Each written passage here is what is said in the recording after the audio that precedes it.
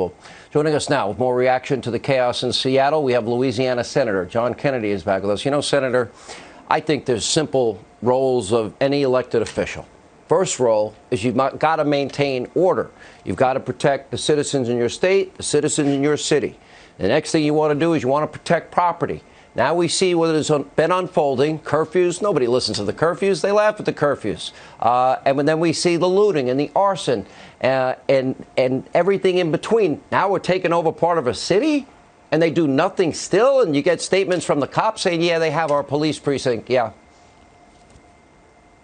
I think what we're seeing in Seattle, Sean, is a dress rehearsal for life in America without law enforcement. A civilized society has to have rules and someone to enforce them. I don't believe that the 18,000 police forces that we have in this country are endemically racist.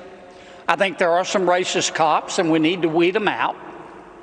And finally, to the governor and the mayor of Seattle, who I think are holding their cops back, I would say gently, if you hate cops just because they're cops, then the next time you get in trouble, call a crackhead. We need cops to keep us safe. And I think Seattle is proof of that. Senator, I'm getting very nervous for the people of Seattle. They're our fellow Americans. I'm upset for the people in New York. I'm upset for obviously, we're all as a nation, we're upset for the family of George Floyd. There's been unanimous agreement on that. This is not about the memory of George Floyd, though. And you see with these demands that they're making, it's inexplicable to me that they refuse to protect them. Now the president has to what does he now have to implement the Insurrection Act? Because I'm not a big fan of that. I don't think the president's a big fan of that. The attorney general acknowledges he has every right to do it. Why won't they do their job? Well, the underlying assumption that many of our public officials are making, and it's erroneous, is somehow that all cops are racist and therefore all cops are bad. Now, I don't believe that. When a radical Islamic jihadist blows up a school and kills all the kids, we're told not to judge all Muslims by the behavior of a few, and I agree with that. So why doesn't the same rule apply to the 800,000 police officers in America?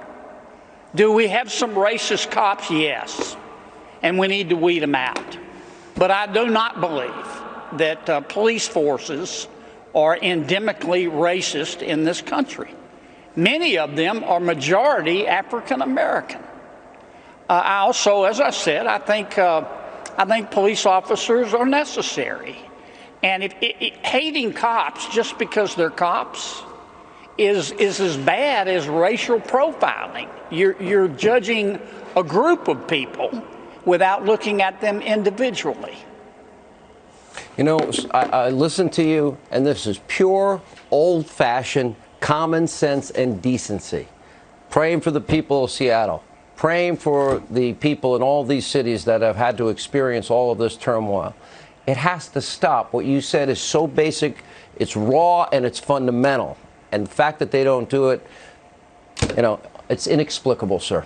All right, thank you for being with us. Oh, I'm sorry, Senator, are you still there? Go ahead, finish your last thought. Yeah, I was just going to say, I don't mean disrespect, but the mayor needs to take her meds. She cannot maintain order in Seattle without her law enforcement officials. She just can't. Yeah, well said, Senator. Thank you. We appreciate it. I hope they listen.